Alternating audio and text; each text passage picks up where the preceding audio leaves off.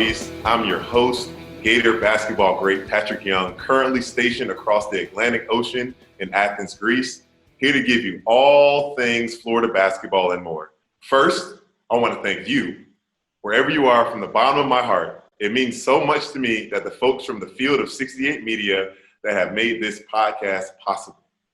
If you could please do us a favor as we walk this journey together by hitting the subscribe button on Apple Podcasts or whichever platform for the podcast you're using, it will be greatly appreciated. And without further ado, let's get into the show. I'm so excited to have the head ball coach, Coach Mike White, join us today as we get geared up for this upcoming season. Coach, how are you doing down in Gainesville? Pat, I'm doing awesome, man. Great to see you. You know, we're doing well. We had a good practice this morning. If you had a little bit of eligibility left, we would have been a little bit better, of course. You know, I wish I could join you. I wish I could get a chance to get in that fast-paced offense and just get up and down there with you. You know, how have you been adjusting to the pandemic and COVID stuff? And I'm sure it's been some unforeseen challenge you couldn't even imagine. Yeah, it's been nuts, and obviously with all the social issues in the country, and now with election, it's just crazy times. Dramatic night last night, you know, to say the least, as we're all following it and covering it. And we went this morning at 7, and it took a little bit of time to get our guys really going. But we're in the same situation as everybody else, you know, everyone in the country and everyone in college basketball. And, you know, I always tell people that we could have felt sorry for ourselves when we were in pregame meal, we're preparing to play in the SEC tournament, and what seed are you going to be in the NCAA tournament, and can you make a run and finally get it right, you know, as we did in the first 30 minutes of our last home game, and played really well, couldn't hold on. And what kind of run can we make in the tournament? There's no tournament. You're done. And there's no finish to it. And it was so odd, and it was such a depressing feeling. And then you realize that Sully and Jenny and some of these other coaches on campus had arguably the best teams in the country. And it just goes so far beyond college basketball into other sports and most importantly into the general population and society. And it's been nuts. But, you know, you try to take advantage. Some of the silver lining has been self-evaluation of everything in the program. Our guys have been forced to communicate with one another because there's really nothing else to do. We have been an all-American Zoom team. We've done it as much as anyone, you know, again, because what else is there to do? We feel like we've strengthened relationships. We've learned a lot about each other. And again, just with re-examining everything we do as a program, on the court, off the court, in the locker room, in the film room, I feel like we're in a better place right now than we've been, again, because there's been a lot of time on our hands. But I feel like that there's probably, Pat, a lot of programs that feel that way. I think we're going to see a high level of college basketball. I think the product on the floor is going to be a really high level this year. You know, I bet staffs are more cohesive than ever. Coaches will be locked in. Players are just geeked up for the opportunity to compete with someone else and get back to some normalcy. College basketball is right around the corner. Absolutely. I mean, when your values and the things that you put value into are shaken, it definitely gives you so much more gratitude for those things. And I can only imagine how excited the guys are. I remember I was on campus with you guys January and February and involved with Athletes in Action, Kevin Sides. And I just remember one of the girls with lacrosse going into her senior year, just how – you know, the NCAA offered her another year of eligibility, but she had gotten into veterinarian school. So it was like, you know, I'd love to play another season, but, you know, I'm not going to miss this opportunity. So, you know, I can't imagine, especially being if it was my senior year, you know, the special team that we had, and then all of a sudden that just being taken away, just, you know, because of coronavirus, something that no one could have ever even fathomed that it would affect and ripple around the world in this manner that, you know, can't even play. And you know what's so crazy? I started this past season in Israel with the team Gilboa Galil in a very, very small town of Ganer, Israel. It's about 30 minutes south of Nazareth. And little did I know, I wasn't really doing much on social media, but I saw Kerry Blackshear post something on his Instagram, and I found out that way that we were going to be teammates. And I got a chance. What a great dude. Quiet guy, awesome guy, quiet guy, but he literally he puts his hard hat on, does what he needs to do every day. And I got a chance to talk to him about, missing out on the tournament this last year, and definitely a little upset about it. But something we all have to do in this time is just be able to move forward, look at the silver lining, double down on the assets that we have in life, and just continue to move forward. But Coach, I wanted to start this thing off talking about, for people that aren't Gator fans, that don't know who you are, give us a quick little synopsis about how you got to where you are right now. Yeah, sure. And Pat, if you don't mind, I got to circle back because you mentioned KJ Blackshear, and whenever given the opportunity, I like to tell people that he was way out in front in terms of, the guys that come to your mind as your favorite 2, 3, 4 guys you've ever coached. He's in that category for sure. And since you're friendly fire, you're a Gator, you're not media, right?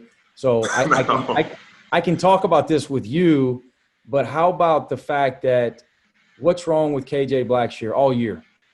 What a disappointing season. He had a monster season for us. We were very average in so many categories, and he helped us hold it together. Had great numbers, never had a bad practice, never sat out of a practice, never made excuses, never got caught up with I got to get my numbers because of the national media, external noise. He's supposed to be this, he's supposed to be that. We didn't do a good enough job around him, so loved coaching him.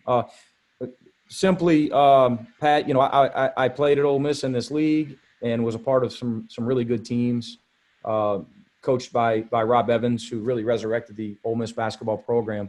First 3 at-large bids in school history were my sophomore, junior, and senior years. Our senior year, we were coached by Rod Barnes. After Coach Evans took off to Arizona State, Coach Barnes went on to become the national coach of the year a couple years after we graduated. But had a great experience there and went to Jacksonville State.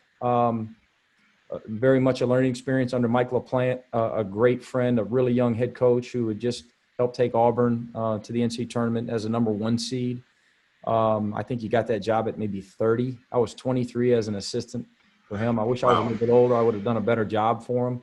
We're still very, very close. And then I was called back to Ole Miss, to my alma mater, by Rod Barnes, who gave me an opportunity of a lifetime. And we couldn't turn it. We couldn't hold on. So I've been fired before, and we were fired as a staff. And I was chasing guys to class and looking for a job for a month, calling everyone I knew in the business. And Kira and I had already started having kids and young family, and it was trying times, and you don't know what's around the corner and where you're going to get your next check. And Andy Kennedy got the job, and we went through a couple week courting process there. And he decided to retain me. He kind of told me in passing as we were on a recruiting trip, like it wasn't a big deal. I almost started crying. I was so fired up immediately. Wow, that's awesome. I think I said I had to go to the bathroom. So I called my wife and get away and say, hey, we got a job. We're good. Yeah. and then we're there 5 years and went to some NITs and had some success, but didn't quite break through where you'd think you'd have to break through enough to get a bunch of options with head jobs. So I really didn't see it coming, and the athletic director at Louisiana Tech called out of the blue.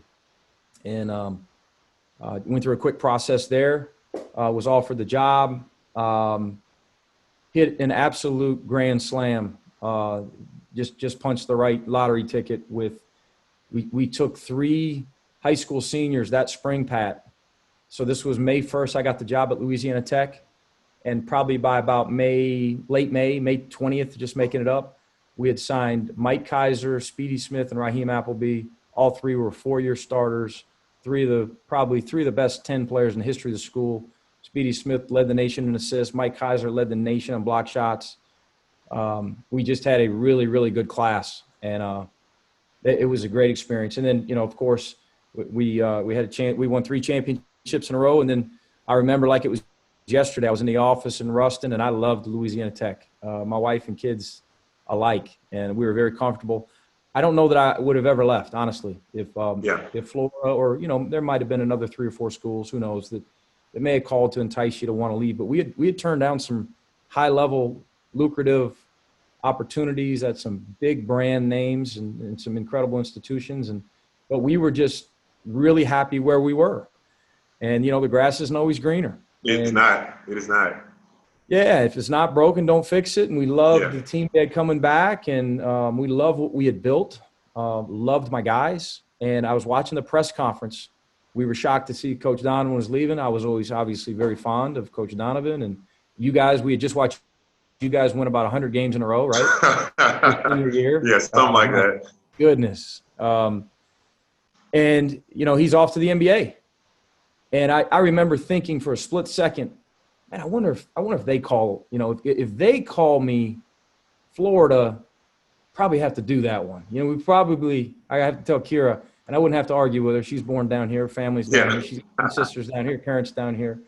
And it was maybe that night, maybe the next night where Jeremy Foley called, and it led to, you know, 4 or 5 conversations over the next few days, and they flew up, and it has been a whirlwind since.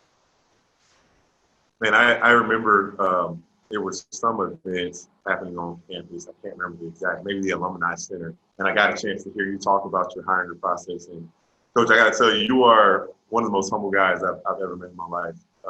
Just the excitement, the reverence that you have for the position, and how you share it with your family.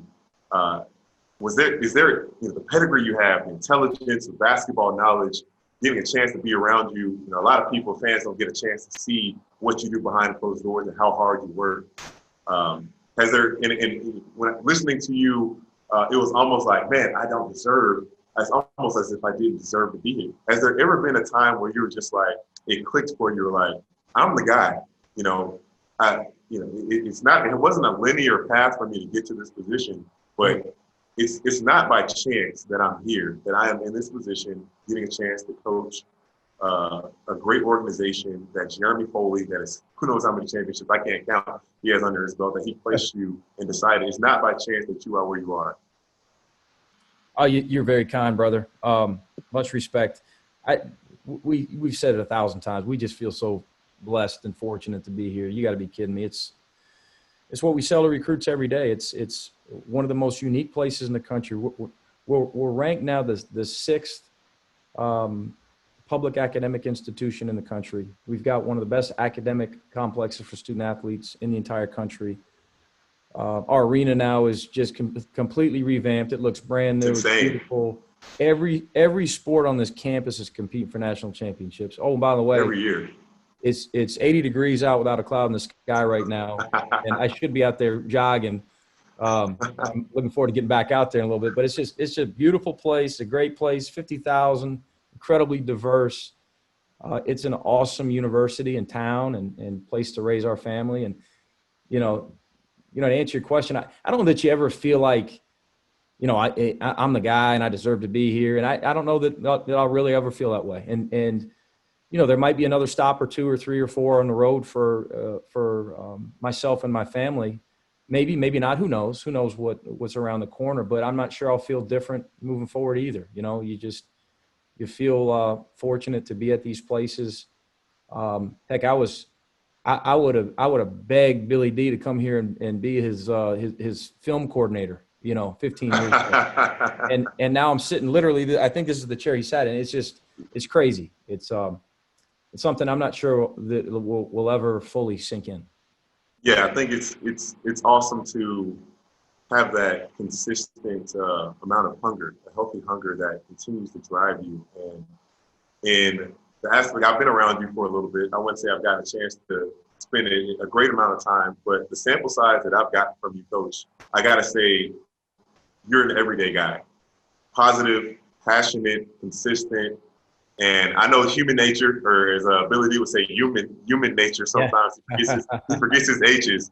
And I got a chance to ask you this on the sideline in between practices. You know, what is your why? What keeps you motivated and to stay consistent and continue to push? Because it's so easy to get relaxed and to say, I made it or I've accomplished something. So now I can, you know, put my feet up a little bit and just allow what's going to happen. Instead of continuing to push yourself And that's Yeah. something we all have to fight, and not just in where you are now, but as humans in general, we have to fight that every single day. Yeah. Like you, I'm a man of faith. I'm a proud Irish Catholic. And, I think instilled in me growing up was, we talked about humility, and you possess a ton of humility yourself, and we all should, and we all need to be even more humble than we are, and Absolutely. gratitude is a word we talk to our team about a lot. And I've got some weaknesses for sure, but I feel like it is a strength of mine, to have gratitude and just appreciation for all of these gifts and the fact that it started as a kid, and maybe it was mom and dad beating it into our heads, and some of the great teachers we had, and I've worked for, and played for some really good coaches that taught me as much about life as they did basketball. But again, this is what we think about gratitude all the time. I know I do. I try to instill in my kids' brains and their behavior, and our guys here on campus, between the lines, that what's your why. Ultimately, we've got this opportunity. We showed up at 7 this morning, and it was hard. We put them through some hard drills. We did the transition defensive drill disadvantage for about an hour. You've been there, done it. Oh man, whew. Right? That's a fun drill. It's hard, and it exposes character, and it provides opportunities for leadership. We've got, Pat, where we call it the feelings drill now, because it immediately gets people in their feelings. As you can't get out of the drill because you can't get 2 consecutive perfect stops in a row. But you know what? There's a million people around this world that wish they were between these lines this morning at 7 o'clock. And it's just a constant reminder of how fortunate we are to be doing what we do. We're healthy. We've got gifts, and we got to utilize them. Man, that's extremely encouraging for me. We get so caught into the mirror. We're in such an egocentric time in our world, where everyone is looking at themselves and what they don't have, and it's hilarious. I follow a lot of the life hackers like Dave Asprey or Ben Greenfield, and they do all types of crazy type of things, whether it's the supplements they take or the lights that they put themselves, the things they put themselves through. They all agree that the number one life hack is gratitude. Nothing touches your life and changes your life more than practicing gratitude daily. So I'm so excited to hear that. That's something I'm excited to put into your guys. So following a guy like Billy D, what has that been like? And what were some of the hurdles that you feel as though you had to overcome early on? I think the biggest hurdle early, Pat, was recruiting. Understanding recruiting at this level, because even as an assistant at Ole Miss, we just weren't recruiting the same type guys that the University of Florida recruits, and developing the relationships, fighting for consideration and faith in our program, trying to sell that the program's really healthy.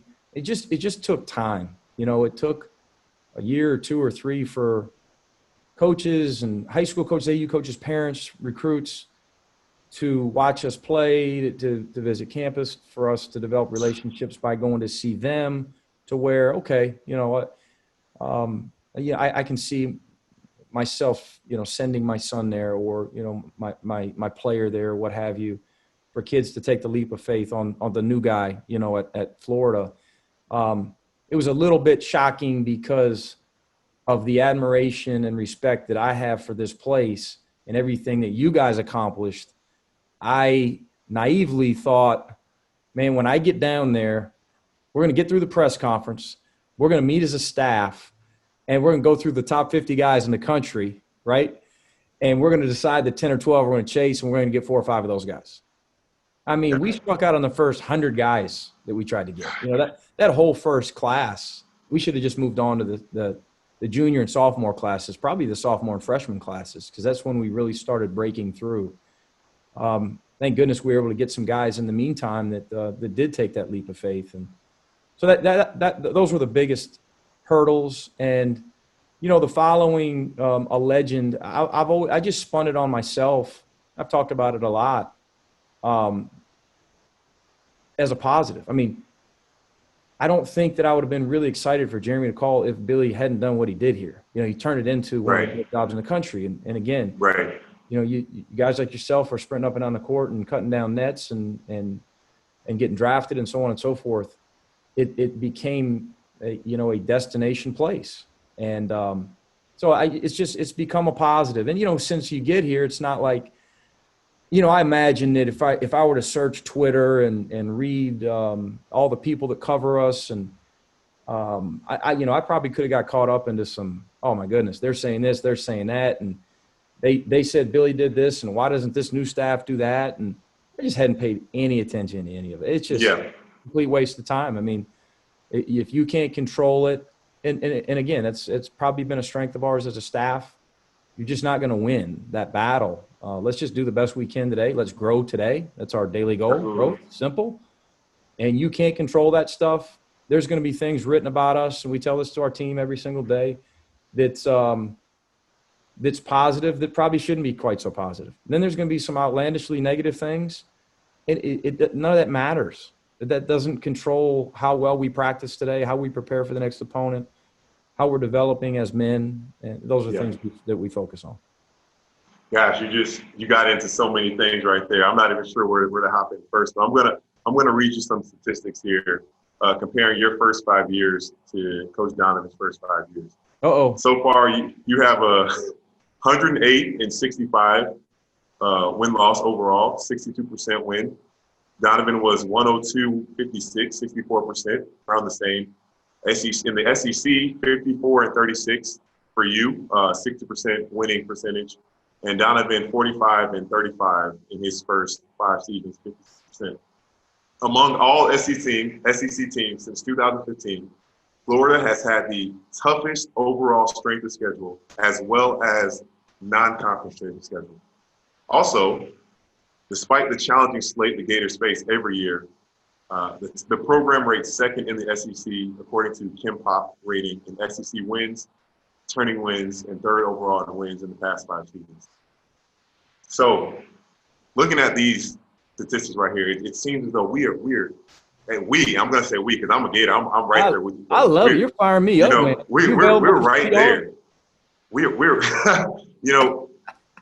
from being able to be around the team, you, fans, etc., the media, everyone seemed to say like there was just, we have the roster, we have the coach, we have the fan base. There's just something that we can't get our finger on to remain and finish some games, to just be able to be exactly, Gator fans, you're coming from what Billy Donovan had to do, and we being a school that's so accustomed to winning, so accustomed to being in the limelight. And we're always competitive, we're always there, but we're expecting to cut down some nets.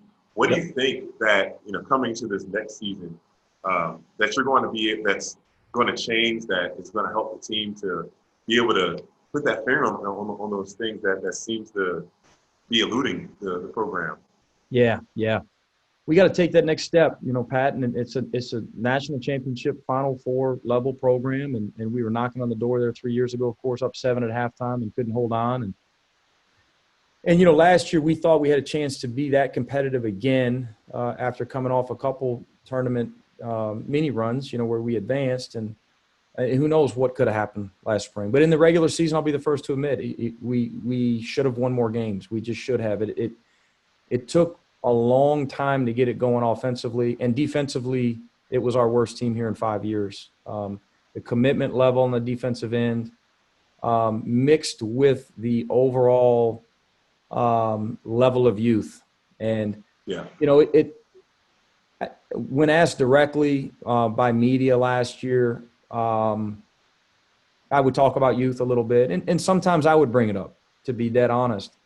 But I also didn't want it to be an overwhelming theme, because I didn't want our guys to have an excuse. But we were the youngest team in Power Conference basketball last season by a landslide.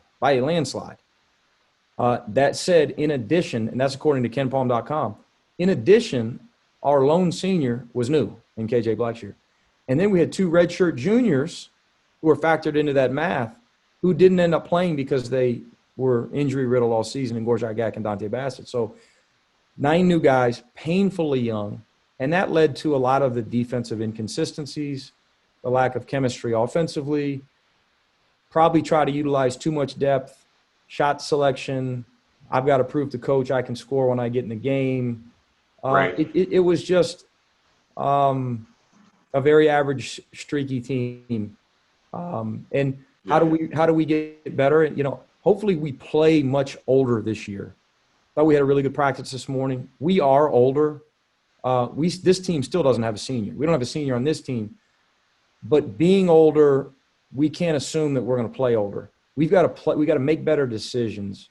We have to understand that the individual stuff, like you guys did, Pat, it'll come if we win. If we win, we will all win. And last year's team, we struggled with that more than any team we've had, where it just seems like so much of the external noise eased its way into the locker room. And we got to play the right way. Just let's simplify it, man. Let's not turn the ball over. Let's take great shots. We call them A shots. A few less F shots than we took last season. Got to be better in transition defense. I think this team's more physical. This team is very, very athletic. Not quite as skilled as last year's team. So that's if this team maxes out, we can be good. And I say that every year. I know people get sick of probably hearing it, but I'm a pretty simple guy. Hey, simple is the best way to do it. And I want to transition into, you just alluded to it, poison, social media. You do a really, really good job of blocking out the external noise. And I know it affects recruiting. It affects your guys currently. I was even worried about it for, how many teams they go back home during the pandemic, and the families have the best intentions, but they don't have a team mindset. How do you manage, and you as a staff approach? Because I hate to say it, a lot of players get smoke going up their butts coming out of high school. They're the guy, and don't get me wrong, there are a few guys that are very special that can come into college and they can be that guy. But for the most part, I came into college, a little bit of a chip on my shoulder, Pat Young, top 20 recruit, McDonald's All-American, it's going to be my year. I'm going to give me a starting spot. But then there's class, there's study hall. Freshmen, I'm not sure if you guys do it, but there's a mandatory 5 hours per week of study hall. All of the scouting, goodness gracious.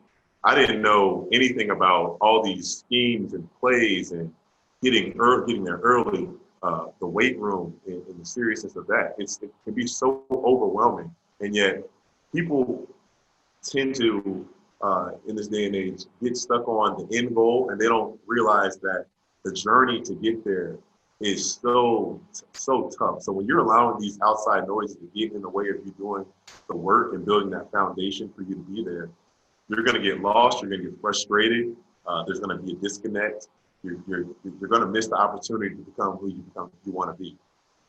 Absolutely. We talk about the process, and most programs do. I'm sure it's a word that's worn out, like culture and so many others that we've already used. But so many guys want to skip steps in that process. And I'm sure you had bumps in the road, as I did when I played and throughout my coaching career. And we all go through it in all walks, really, and probably in all sports, where there's a process that has to take place for you to grow and maximize your potential. And you cannot skip steps. It doesn't matter what Instagram or Twitter says about you. That's not reality. Sometimes it is. And I'm not, I hate to sound negative. I know sometimes when I'm talking to my team about social media, I can come off very negative about all of it. When, I think there's positives to it too. There's an opportunity for our guys to use their platform, which I think they do in an incredible way. Social media, you can learn a lot from. It can be educational. It can be inspirational. Sharing information, you could go on and on, but you've got to be really careful too with, you said it, Pat, some of these guys on the front end, it's poisonous, to where guys have to be completely reprogrammed from the first practice on campus because they've been celebritized, since they're 14, 15 years old, and they're told, you said smoke, how good that they are. And you have a chance to be good. You were good against that average high school team. You made a lot of mistakes during that game that will cost us a win at this level. And you were able to get away with it because you were the most talented guy on the floor. And, those are all things that we talk about ad nauseum, as I'm sure most staffs in the country. And then I think equally as important is to stay off of the social media, especially during the season. I mean, after every loss, or even if you're supposed to beat a team by 10 and you beat them by 3, all the negativity out and all the answers, everyone's got all the answers. There's everyone always has answers. Yeah. Millions, of the armchair quarterbacks and point guards and coaches out there. And, our guys, I could tell you so many stories without putting our guys' business out there. I won't. But, I've had several kids, Coach, I swear I'm off social media. I'm off social media. And then he struggles that night, and we're on the bus heading to the plane, and he's retweeting positive stuff or negative stuff or responding to some. Like, these kids sometimes will literally Twitter search themselves, and it's poisonous. It is a fantasy world. None of that matters. It's not reality. What's reality is preparing for your next practice, taking film and criticism the right way.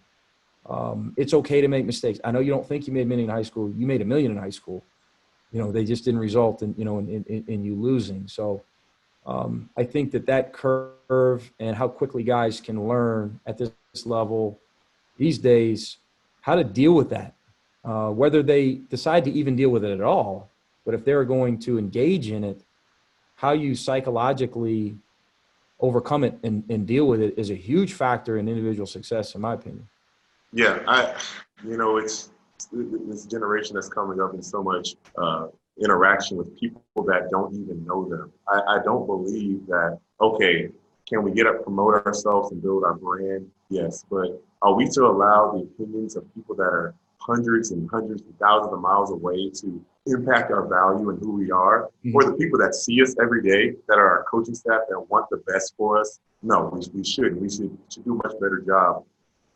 I hope these kids can. I hope kids now, I hope kids that aren't playing sports, people in general. I got the opportunity to watch the documentary, The Social Dilemma, and it's just so disheartening to see how many kids and people in general allow their value and their identity to be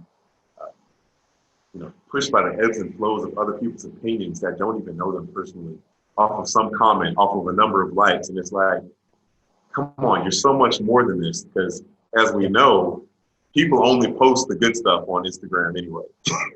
No one's posting and talking about Ball is Life and they're only posting the highlights. They're not posting the mistakes that you're saying. Like, no one's pointing out to the criticism. So a lot of these kids, when they get to college and they have a coach that wants to help them get better in the way that is from criticism, and it's not from attack their character or to say that they're a bad player, but it's to help them to see that their blind spots so they can be better, more efficient, and help the team. Because at the end of the day, I don't care how good you are at scoring. If you can't get over a screen, if you can't box a guy out, if you can't front the big guy in the post, if you can't do anything that the coaches is asking you to do set-wise, why should I put you on the floor?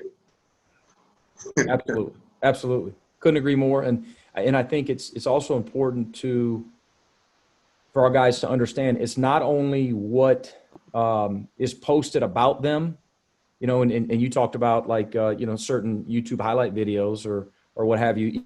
Even our guys having videos and highlights from practice, what's posted are the highlights and not the missed free throws and the fouls and the defensive miscues, but also what our guys are posting. And you talk about fantasy versus reality. We'll have a guy every so often that we'll check, and I'm not on social media, but my staff does a great job of really closely monitoring everyone on our team. And you'll have a guy in Denver, of course. Yeah, he's the best. But you'll have a guy post something that may be educational for young people and it's inspiring, and or a photo shoot of himself, and and it's something that he really wants out there, yet he had a really bad practice that afternoon and missed class that morning. You know, let's focus on those things. Those things are more, that's real life. That's your future, and directly correlated to your future. And the social stuff has got to come behind that. Absolutely. Yeah. When the NBA scouts are going to call, they're not going to ask about your photo shoot. They're going to ask about your character. And I know you well enough to know that you're going to be upfront and honest about how this guy was and how this guy wasn't. And that's the way it should be. Why would you want to tarnish your reputation for someone that couldn't do the simple things that you asked them to do that relate to real life? But you just mentioned it. I wanted to bring up, how have you and your staff approached? I was looking at your social media just for a second before I got to speak with you. And how have you helped the guys? I know with the amount of social injustice and the things that have been coming up, how have you as a staff helped to help the players responsibly get their voices out there and to understand that, you know, you're not trying to silence them, but to do it in the best way and to support them? How have you guys approached allowing the players to voice their opinions? Yeah, simple. Conversations with the team, listening, asking questions first and foremost. Hey, let's talk. What's important to you guys? How do you want to utilize your voice? How can I help you? And with people like Denver, who you mentioned, Denver's been great for our guys, and Alicia and our guys have been incredible with wanting to, again, use that platform and express themselves, educate others, and they've done it at a really high level. Led by a couple in particular, and Scotty Lewis and probably Anthony Derugi, and the rest of our guys for the most part have really embraced their leadership in these regards. But I mean, we all should be doing it. I don't think we're doing anything extra special here. You know, all of the student athletes across the country should be able to utilize their platform and express themselves. And it's no different here at Florida. Our guys in particular in men's basketball, I think, have just done a really good job. And it's been, for us, we've been proud to be, you know, a very small part. Awesome. Thank you for that, Coach. All right, Coach, I want to get into this next question by Super Gator Jerome Millman. He's speaking about our pace of play. So your pace of play at La Tech was high energy, fast paced. Do you believe we have the personnel to become and take that same type of approach that was 7th in the nation in turnovers forced, as well as top 10 steals nationally? Do you believe that we finally have that personnel to push it the way that you did before you came here? Yeah, good question, Jerome. And Pat, you and I both know that he is Mr. Gator. He'll pop up on you in any hotel lobby in the country when you least expect it. He travels all over the country supporting us. He's the best. I feel like our Elite Eight year, I thought that we were really quick and really fast and long and athletic and deep, and we were really old. And our tempo was pretty good, and we were able to press and get out in transition. And if you remember, Casey Hill and Chris Chioza and Kayvon Allen all on the court at one time led to a lot of speed, as much as anyone in the country. And I'm not sure we're quite that fast, but we may be more athletic up front at a couple spots. And our depth athleticism is probably greater, depending on how many guys we can play. Guys are going to have to earn minutes, of course, but yeah, we're back to pressing and running and being more up tempo. Let's go. Obviously, certain teams are going to slow you down a little bit more, and one in particular that I envision early season. And certain teams, I think we'll be able to get out and run on more. I feel like we got away a little bit from our identity in recruiting, and that is on me. You know, you live and you learn, and we're as convicted as ever moving forward to play the way that we want to play. I'm having more fun in practice right now than I've had in a couple of years, for sure. I love it. All right, Coach, I got a few quick hitters for you, as well as a story that I'd like for you to to give us. First one, who is the best noon ball player on the staff? Okay. And what former staffer does your squad need now? What former staffer? The best noon ball player. Really, I'm the only one left, and we hadn't played in a while. I'm the worst player in our program, hands down. Come on. I'm so bad now. I need like 4 screens just to get the ball, and then I need another couple screens to get a shot off. And my Achilles, with every step, feel like they're about to pop. I hadn't boxed out. You can't get hurt. I hadn't boxed out in a decade. But the one thing, if you go by like Synergy or Ken Palm numbers, I probably have the best efficiency because I win every game because I stack the teams. You know, the best managers I'm going to put on my team. And then I make the worst defensive manager guard me. So my percentage is through the roof. And our managers are such good kids that sometimes they just let me drive it and go get a layup, you know, for my mental health, especially after a loss. It's funny. After a loss midseason, I get buckets. I mean, I score my butt off. So if I ever get a chance, Coach, to come and play a noon ball game, it's no mercy. Yeah, you know, you're going to be on my team. You're going to be on my team. If we're not, I'm sending that thing into the floorboards across the other side. You don't have to worry about that because I won't play. 2014. I'm not on your team. I'm not playing. And then also I'm the best ref. Like if we're down and we need a call, we might just get a call. If I miss like a little floater in the paint, I might call a hand check. Dusty Mays at FAU, we miss him because he was the greatest wall-up guy of all time. Like guys would be afraid to drive it on him. I mean, he would wall you up out of bounds, and then he might call a charge on you. Oh, man, I wish I could see that. This next one's from Jeff Goodman himself. How do you keep your shirt so well tucked in during the games? Your shirt just stays so perfectly tucked in. Like, how do you do it? When you said a question from Goodman, I should have known he was going to with me.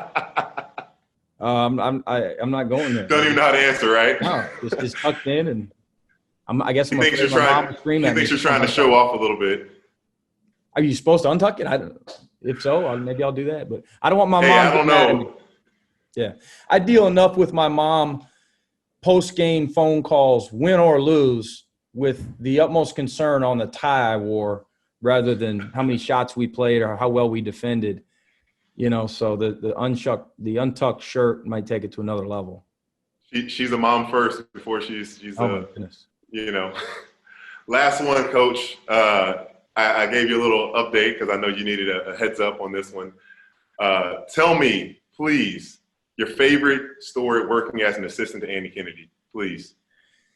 You know, I've got hundreds, and Pat, you said it. You texted me earlier to make sure it was a PG story. For those of you who don't know Andy, he's the head coach now at UAB and had a great run as a head coach at Ole Miss for a long time. And he's the funniest human being on the planet. If anyone had a chance to watch him do games for the SEC Network and ESPN the last couple of years, you would know that.